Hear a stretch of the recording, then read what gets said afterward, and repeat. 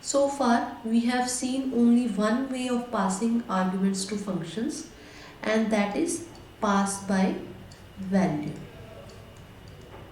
In the functions written by us so far, we pass the arguments as values. For example, in the function repchar, we passed a dash and a 43. Okay, so when we define the function void repchar char ch int n. So what are these? These are the parameters of this repchar function. So when the arguments were passed, the values of those arguments were copied here. Int n is equal to 43. So these values were copied into these parameters. This is known as pass by value. In this case, we dealt with these copies of the variables in this function. We could not modify the original values. Okay, so the values were copied into the local variables of this function repchar, and those copies were used in this function. This function was not able to access the original arguments. The original arguments were there in the main function only. We could not modify them. Okay, so what is the another way of passing arguments to the functions? There are actually two other ways. Those are pass by reference and pass by pointer. Okay, so we will discuss the difference between all these pass by value, pass by reference and pass by pointer methods using a classic example. But before that, let us try to understand what is a reference. You already know what is a pointer. In the previous chapter we discussed about pointers, but reference is a new concept in C++. So let us first try to understand what is a reference. A reference is an alias. Alias means a different name for a variable. So you created a variable somewhere in the memory whose name is m. Okay, so you give it another name n. So this n is a reference to this variable. M is also referring to this memory location, n is also referring to this memory location. Okay, so these are the different names for the same memory location. We can say these are the references for a memory location, right? While passing arguments as values, the function could not access the original variable in the calling program, right? As I explained in the previous slide, we could not modify the original arguments in the main program. Only the copy was accessible to the function. The function operated on the copy of the variables, right? But in call by reference, instead of a value being passed to the function, a reference to the original variable is passed. Okay, so what does this mean? Instead of a value, we are passing a reference. What is the difference? What is the reference? Reference is actually the memory address of the variable that is passed. Okay, so we pass the memory address of the variable to the calling program. So in the main, you created a variable m and you passed its reference to the calling program. So in the main, you are accessing this memory location through the name m, but in the calling function, you are accessing this variable through n because you have its memory address. So both this main function as well as this calling function, they are able to access this memory location because they have the memory address of this. Okay, so now what are the benefits of passing the reference arguments? The first function is the function can access the actual variables in the calling program. So because we are passing a reference, we are passing the memory address, we can access this memory location. Okay, this function is also able to access this memory location.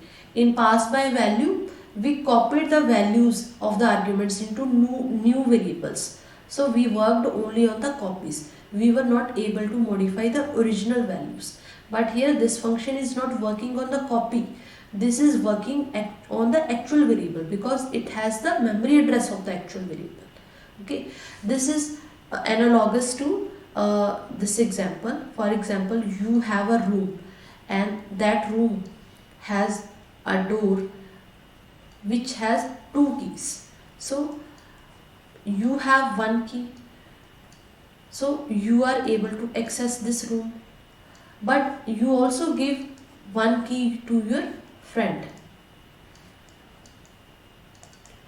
So because your friend also has the key, your friend is also able to access this.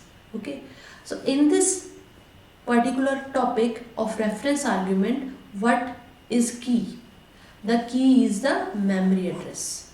The main program is creating this variable m. So main program has this address, memory address, but it is also passing this memory address to this function. So this function is also having the memory address. That is why this function is also able to access this variable. Just like you pass the key to your friend, so your friend is also able to access the room. Okay, in a similar manner, you pass the reference to the function is also able to access this variable. Okay, and the second benefit is it provides a mechanism for passing more than one value from the function back to the calling program. When we are returning the values from a function to the calling program, we can return only one value. Return A. Okay, we cannot return more than one value. Return A comma B. This is not allowed. This is wrong. Okay, so we cannot return more than one value, but we can, with the help of these reference arguments or pointers, we have a mechanism through which we can return or pass more than one value from the function to the calling program. Okay, so now let us try to understand this concept in depth with the help of an example. So this example is the classic example which is used by the teachers to explain this concept of call by reference and call by pointers, or pass by reference or pass by pointers, and the program is called swapping program, in which we have a swap function. The return type here is void swap, and here we have two variables, int a comma int b. Okay, and what this function is doing, this function is swapping the values of a and b. Means suppose a contains the value 10 and b contains the value 20, then after swapping the result should be a contains the value 20 and b contains the value 10. Okay, so how can we do this? We create another variable int t. T is equal to a and a is equal to b. So this is how swapping is done. So what are we doing here? Suppose a contains 10 and b contains 20. We create another variable t. T is equal to a. So a's value will be copied to t. T will contain 10. Okay. And then a equal to b. A is equal to b. So whatever value is in b, that will be copied to a. A will become 20. And at last b is equal to t. So b will contain the value there in t. So in this way. So you can see that with the help of these three statements, we have swapped the values of a and b. A now contains 20 and b contains 10. So this is a function definition. Now we write the main program. Int main, here int a equal to 10, int b is equal to 20. So we created two variables, and now we want to swap the values. So we call this function swap, and we pass the values of a and b, a and b. Then we print the values of a and b. So we expect that now after swapping, a will contain the value 20 and b will contain the value 10. Okay, but we are passing these values by these arguments by value. This is passed by value. So let us try to see what is happening here. This is passed by value. Okay, a originally contains 10, b originally contains 20. Then we are calling swap. In swap, these arguments a and b will be copied to, these are not same, these are a and b of the main program. Okay, so these are the main programs a and b, and this is the function. So as I told you, this is the function declarator. In the function declarator, these are the two parameters. It means we are creating two variables, a and b. So these are the swaps variables a and b. Okay, and the values which we are passing here, they will be copied into these variables. So a will contain 10 and b will contain 20. Okay, these are the swaps variables. Then we will swap the values of a and b using these three statements. So after swapping, a will contain 20 and b will contain 10, right, after swapping. And then we are returning back to the main program. And when we return to this statement just after the function call, and we try to print the values of a and b. What it will print? It will print the mains values of a and b. And mains values of a and b are a is 20 and b is 10, because these are the values which are there in variables a and b, mains variables of a and b. We have not changed these variables. This function is not able to change these variables. Why? Because this function has no access to these variables. These are mains variables. Okay, so mains variables are available inside main only. Okay, and but we are passing these variables here in the function call. No, we are not passing these variables, we are passing their values. So a's value 10 and b's value 20 will be passed, and here it will be copied into swaps variables. So swaps variables a and b are available in swap only. These a and b are swaps variables, and the values which are passed here will be copied into these variables.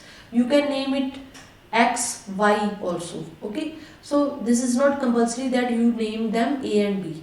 You can use any other name. Okay, these are swaps variables a and b, and we are swapping them. This has no effect on the main program. Okay, so now let us try to run this program also.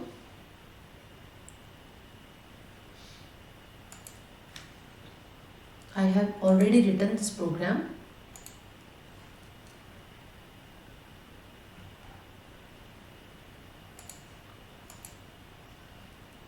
Okay, so this is the function declaration. Word swap int because we are passing two integers. Then a and b, user will enter the values of a and b. So first we are printing the original values of a and b. Okay, so original values entered by the user will be printed. Then we are calling swap a and b. The values will be passed they will be copied into swaps variables. Here I have used x and y. You can use AB, you can use XY, it does not matter. These are swaps local this chapter on. These are available inside swap only. And the values passed here will be copied here. And we are working on the copies. We are swapping the copies. Okay, we are not changing the original values. And you will see that after the function call, when we try to print the values of A and B, the same values will be printed. Let's enter A's value 10, B's value 20. Original values before call are A equal to 20 and B equal to 20. And after swapping, A is 10, B is 20. There is no change because we are working on copies, not the actual values, right? So next we try to modify this by using pass by reference. Okay. Now we will use pass by reference.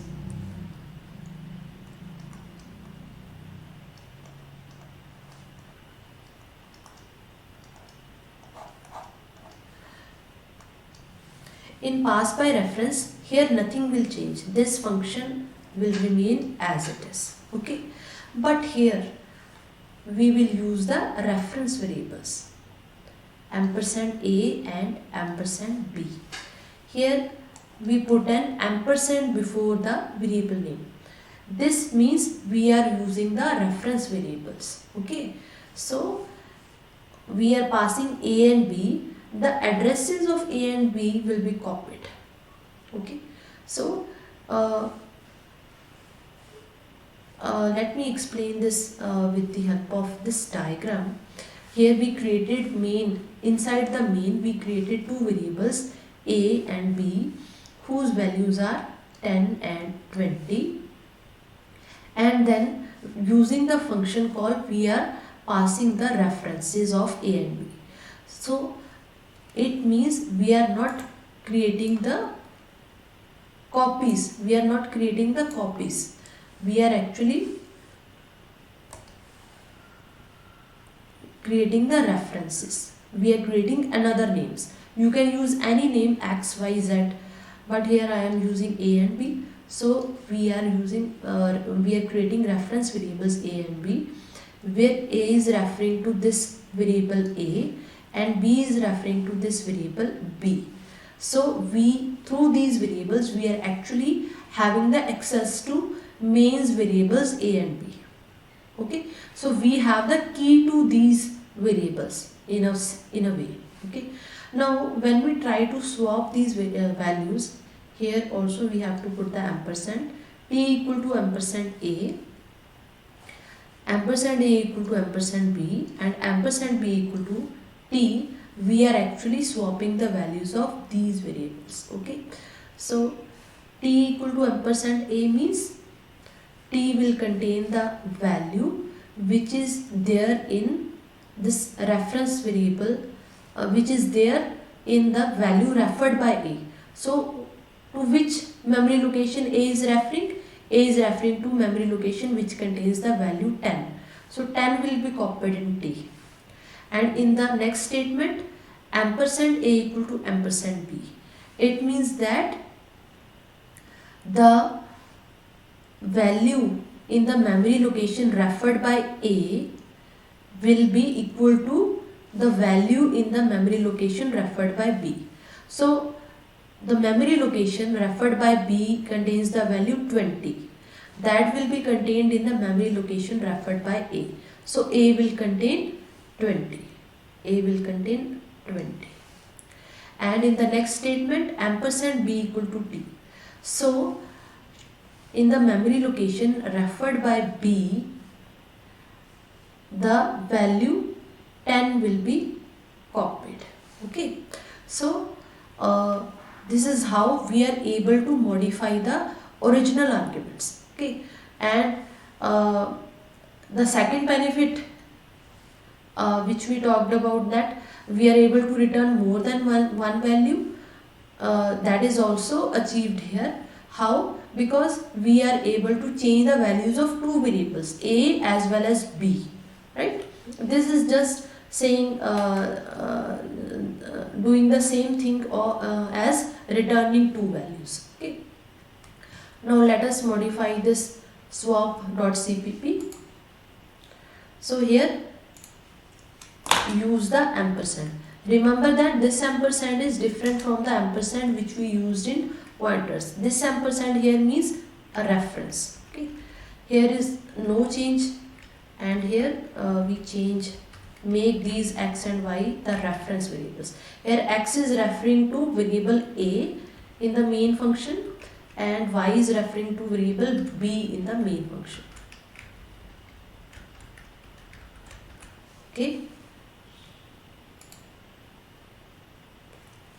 There is problem, invalid conversion from int star to int.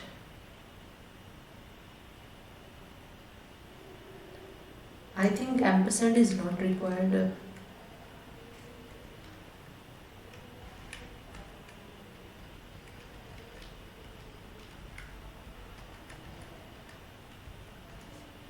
Let's try it. Enter A 10, enter B 20. Original values of A and B are 10 and 20, and after swapping the values are 20 and 10. So we are able to swap the values of A and B, right? So one thing to note here is that ampersand is not required in the statements. Okay. Here x means a reference variable, and we can use this reference variable as it is without a ampersand. But when you are creating this variable, you have to put an ampersand here. Okay. And in the declaration also, you tell the compiler that we are going to use a reference variable of type int. Reference variable of type int. So you are using two reference variables of type int. Okay. Here also we tell that we are creating a reference variable. That is why we put an ampersand. Otherwise no ampersand is required when we are using these reference variables. Okay.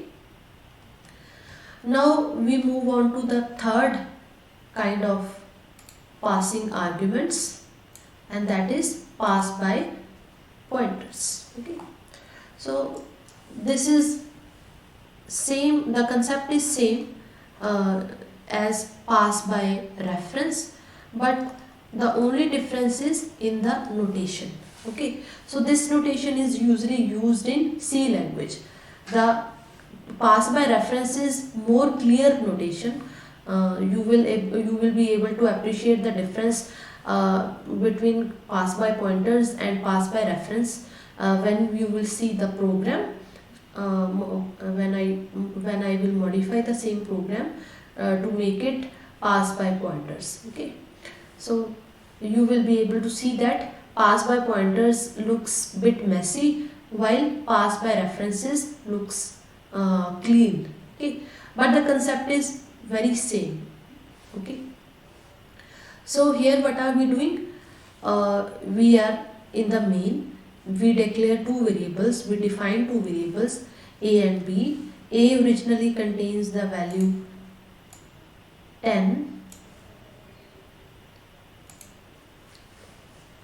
A contains the value 10 and B originally contains the value 20. Okay. Then instead of passing the values of A and B, we are passing the addresses of A and B.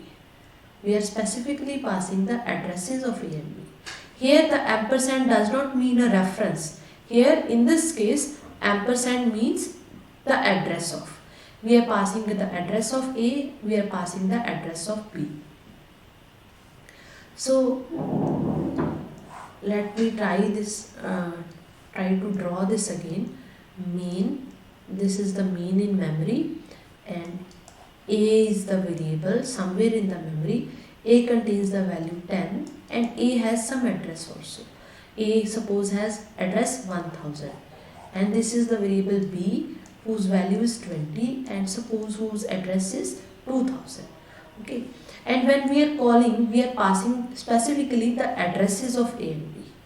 Okay, and this swap function, because we are passing the addresses can be received by the pointer variables. In order to store the addresses, we need the pointers. So we will create two pointer variables, int star a and int star b. These are the two pointers,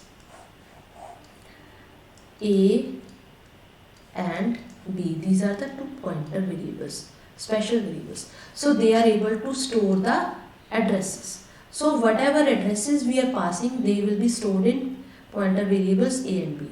So 1000, the address of a will be stored in this pointer variable a, and 2000, the address of b will be stored in this pointer variable b. Okay, so here we are giving the key to this memory location to a, pointer variable a, and the key to this memory location to pointer variable b.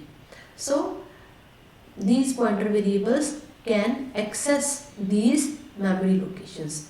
Okay, and here when you are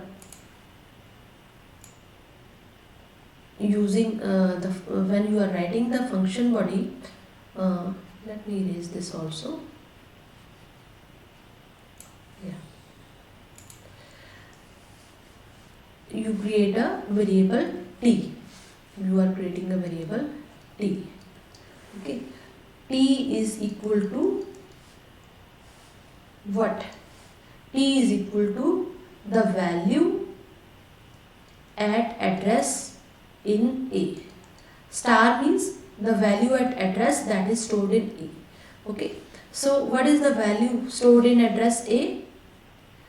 Address of a is 1000. The value at 1000 is 10.